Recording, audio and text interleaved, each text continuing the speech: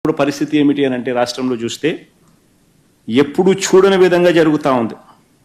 ఏకంగా 110 మంది మహిళల మీద, చిన్నారుల మీద అత్యాచారాలు ఈ 5.5 నెలల్లోనే.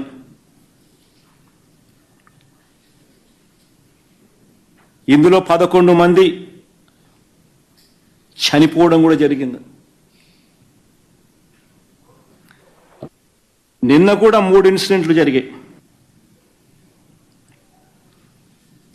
రాష్ట్రంలో ఈ 5.5 నెలల కాలంలోనే ఏకంగా రాష్ట్ర వ్యాప్తంగా 177 హత్యలు జరిగాయి. 500కు పైగా హత్యాయత్నాలు జరిగాయి ఈ 5.5 నెలల కాలంలోనే.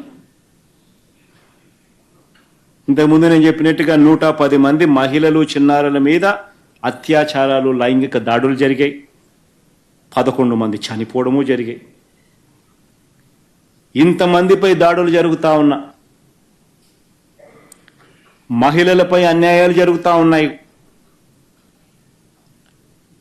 బడ్జెట్ చూస్తే నీది మోసం, అబద్ధం, అన్ని రకాలుగా ఈ ప్రభుత్వం ఫెయిల్ అయిపోయిన పరిస్థితులు.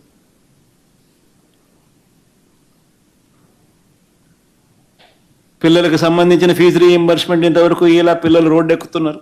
దిగిపోయే నాటికి, చంద్రబాబు నాయుడు గారు దిగిపోయే నాటికి 2,57,000 కోట్లు ప్లస్ ఈ 55,000 కోట్లు అంటే 3,13,000 కోట్ల రూపాయలు చంద్రబాబు నాయుడు గారు దిగిపోయే నాటికి అప్పులుంటే, మా ప్రభుత్వం వచ్చేసరికి మా ప్రభుత్వం వచ్చేసరికి ఆ అప్పులు వీళ్ళు చూపించిన దాని ప్రకారమే 4,90,000 మా ప్రభుత్వం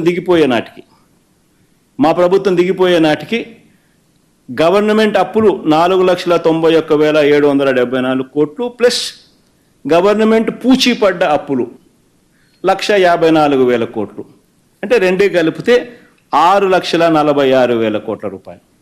అంటే వాళ్ళ చంద్రబాబు నాయుడు హయాంలో 3,13,000 కోట్లు ఉన్న అప్పులు మా హయాంకి వచ్చేసరికి, మా హయాం అయిపోయేసరికి 6,46,000 కోట్లు అప్పులుగా వాళ్ళంతకు వాళ్ళే చూపించడం జరిగింది.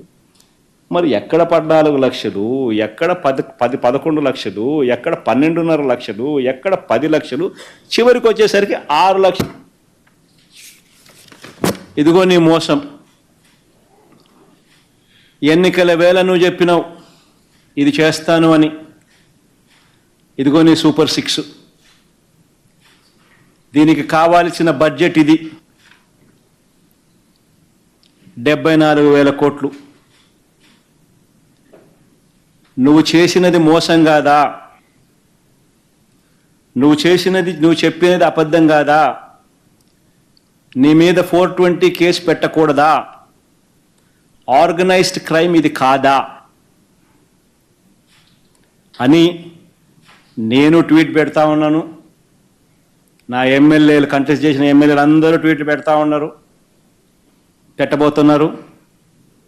మా పార్టీకి సంబంధించిన అందరూ కూడా ట్వీట్ పెట్టి నీ మీద ఎందుకు 420 కేసు పెట్టకూడదు, నువ్వు చేసినది మోసం కాదా అని వైఎస్ఆర్సీపీకి సంబంధించిన ప్రతి కార్యకర్తకు పిలుపునిస్తా ఉన్నాను. ఈ రెండు కూడా ఇదే మాదిరిగానే పెడుతూ ట్వీట్ చేయండి. ఇన్స్టాగ్రాము, ఫేస్బుక్, వాట్సాప్, యూట్యూబ్ అన్నిట్లోనూ పెట్టండి. ఎంతమంది నేను అరెస్ట్ చేస్తాడో చూద్దాం. అరెస్ట్ చేయడానికి ఏదైనా ముందుకు వస్తే ఫస్ట్ నా దగ్గర నుంచి స్టార్ట్ చేయమని చెప్తున్నా. ఏమయ్యా నువ్వు చెప్పలేదా ఇవన్నీ? నీ మేనిఫెస్టోలో ఇవన్నీ లేవా? నీ బడ్జెట్ ఇది కాదా? నీ బడ్జెట్లో కేటాయింపులు, వీటికి సంబంధించిన కేటాయింపులు ఇవి ఉండాల్సింది కాదా? మరి ఎందుకు కేటాయింపులు చేయలేదు?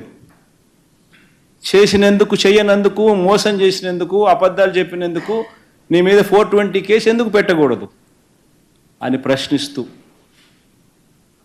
రాష్ట్ర వ్యాప్తంగా ప్రతి ఒక్కరిని కూడా ట్వీట్ చేయబోతున్నాం.